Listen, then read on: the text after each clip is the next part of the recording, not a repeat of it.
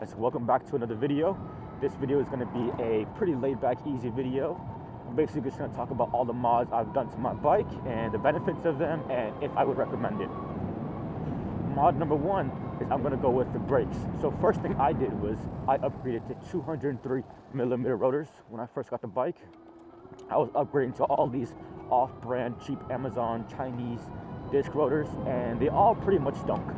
Yes, braking was better, but they would squeak, they would warp, they would heat, and it would just be one problem after another.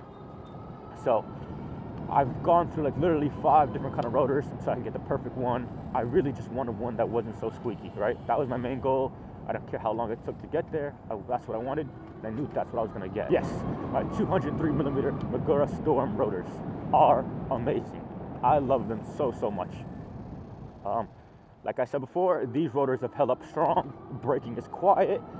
I cannot recommend them enough, man. They're just silent, man. And I've rode through the rain, through mud now at this point, and they still stay silent. I haven't cleaned them once. It's just been really good and reliable. I've literally tried like 4 different kind of 203mm rotors, and they just haven't worked. They've been too squeaky. They would become warped. They would overheat. It was just annoying. It was so annoying. I will have all these products linked in the description below. That way you guys don't have to go looking for them. They will be affiliate links, so if you purchase any of the items using those links below, it will help support the channel. The second thing on my list when it comes to mods are going to be my 20x4-inch INNOVA fat tires. These are slick tires. They don't have a lot of grip off-road or on gravel or on dirt really, but if it comes to street riding, I highly recommend these tires. They're cheap, at least cheap when I got them, but cheap, quiet, and I've rode them in the rain, in the mud, dirt. I personally haven't slipped yet.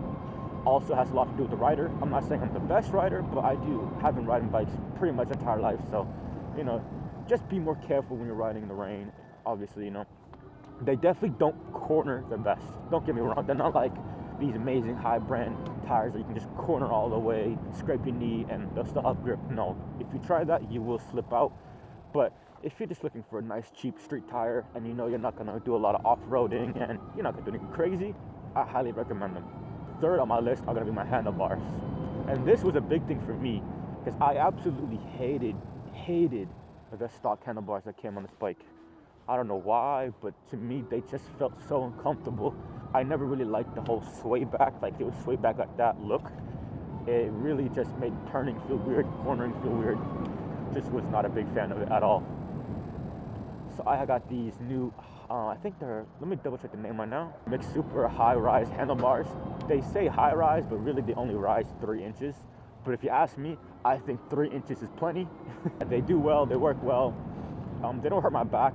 I'm 5'9", 5'10" on a really good day, but they get the job done. You know, I don't have any problems with them. I recommend it. I feel like it put me in a better position, and I feel like I had way more control of the steering and turning and cornering, honestly. Just pretty much better overall. Fourth mod on my list, I'm gonna put my second battery. My second battery is a 52-volt, 20-amp-hour UPP, aka unit power pack battery, and this mod is probably one of my favorites because it increases the range. I mean, there's no question. For me, the best mod right away you can do is get another battery for your e-bike if you plan on riding around everywhere and treating it as your main vehicle like I do. Yeah, right away, second battery, the best you can do. Yeah, I can't recommend this battery enough. I know some people say maybe it's a cheap Chinese battery, which may be the case, but it's also really reliable. I put probably close to almost all my miles on the bike, and it's held up incredibly strong. I average probably close to 40 miles every time I do like I go all out. I can probably get 40 miles on a good day. I'd say the only downfall of this battery is that some people don't like the look of it. Since it's a triangle battery, obviously you can't put it on the tube. But, you know, I have it strapped down. I'm pretty sure you guys know where I have mine strapped down, but it's kind of in the center of the bike where, you know, the only place a triangle battery would properly fit.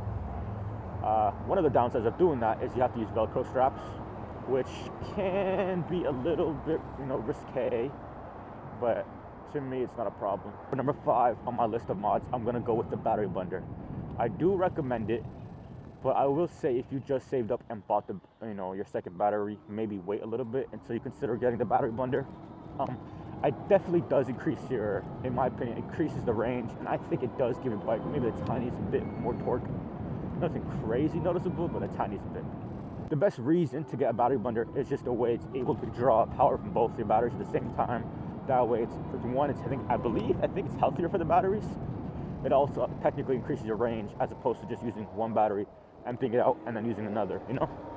It's a better way of doing it. I did get my battery bundle from Electromotive Mods. I found out, I believe it's just some guy who makes them, I think out in Florida.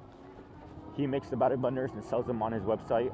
It's been really good, very reliable, hasn't been broken yet. I've literally rode this bike through some serious rainstorms and nothing, like, hasn't given me any problems. So I'll give respect to that. The guy knows what he's doing.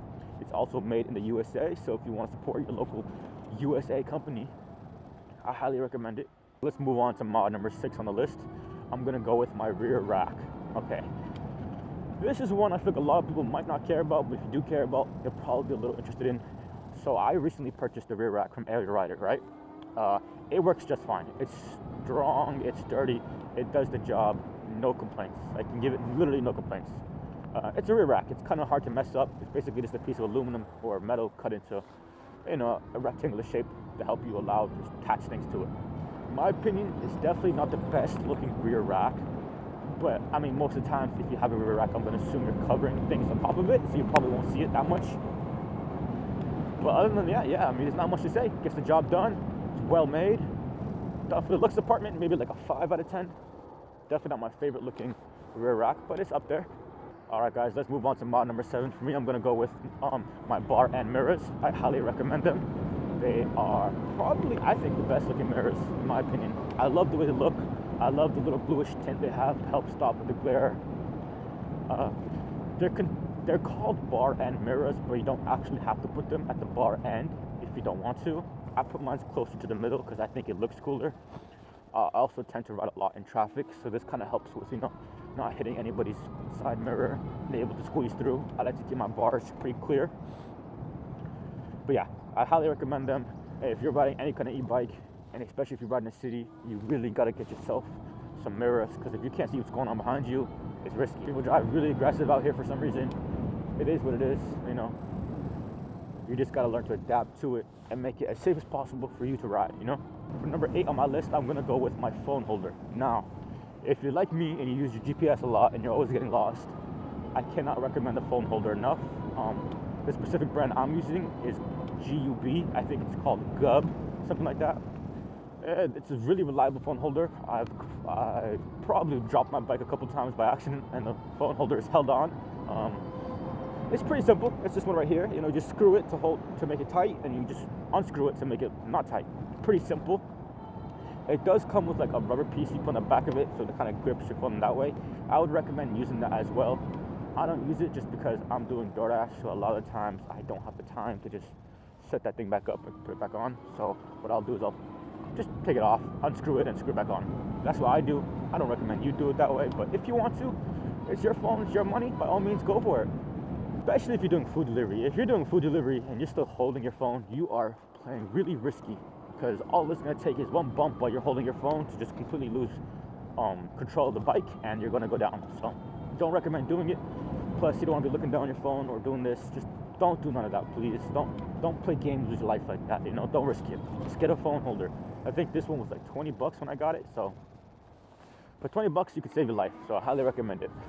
Number 9 and 10, these are basically going to put together. It's going to be my grips and it's going to be my pedals. I like to call these the contact points on the bike. These are the points where your body actually comes in contact with the bike. Obviously your seat would also be included in that, but I haven't upgraded my seat and don't really plan to for a while. Stock leather grips are basically a no-no for me. I don't like how hot they get. I don't like when your hand gets slippery. It's easy to slip off of them. In my opinion, it's a little unsafe, but I understand they do look somewhat nice to some people. Not really me, but nah, it's just no-go. Do yourself a favor, get a pair of lock-on grips. When I first got the bike, I was going to use it for food delivery, so obviously getting a good pair of pedals, that way I could help pedal, keep more traction. I used to go up and down curbs and all that crazy stuff, so it was necessary to get a good pair of really grippy pedals, because the old pedals that the bike comes with, they're okay, but they do slip. I was slipping all the time, and when you're like standing on the pedals, it's a really dangerous situation you don't want to put yourself in. So I highly recommend getting rid of those and get yourself a pair of really grippy pedals. And for my grips, I'm pretty sure it's just a random Amazon Chinese brand of lock-on grips, but they do the job. They're pretty good. I recommend them. The pedals I have are some Rock Bros nylon lightweight pedals. They are really good. They come with extra studs that you can screw in once your old studs kind of wear out. So that's a huge bonus. And they grip very, very well, like really well. But that's pretty much gonna be it, guys. That's gonna be all the mods I've done to the bike, I think, so far. I did just upgrade one more thing yesterday, but I'm not gonna add it to my list because I haven't really tested it out, so I don't know if it's good yet. See if you can guess if anything's changed just by looking at the bike as is right now. Just look at it right now. Do you see anything different? Because technically you should be able to kind of see something different, then maybe not really. It's kind of up to you. I appreciate you guys watching this video. Please do me a favor, don't forget to like and subscribe. I got plenty more content on the way. Just got a brand new DJI mic set up on the camera, so hopefully the quality of the sound in this video is a little bit better. Hopefully, if not, I'm gonna work on it more. This mic has a lot of settings to adjust, so bear with me while I try to figure out time to do that. But yeah, I appreciate you guys watching. Don't forget to like and subscribe, and I will catch y'all in the next one.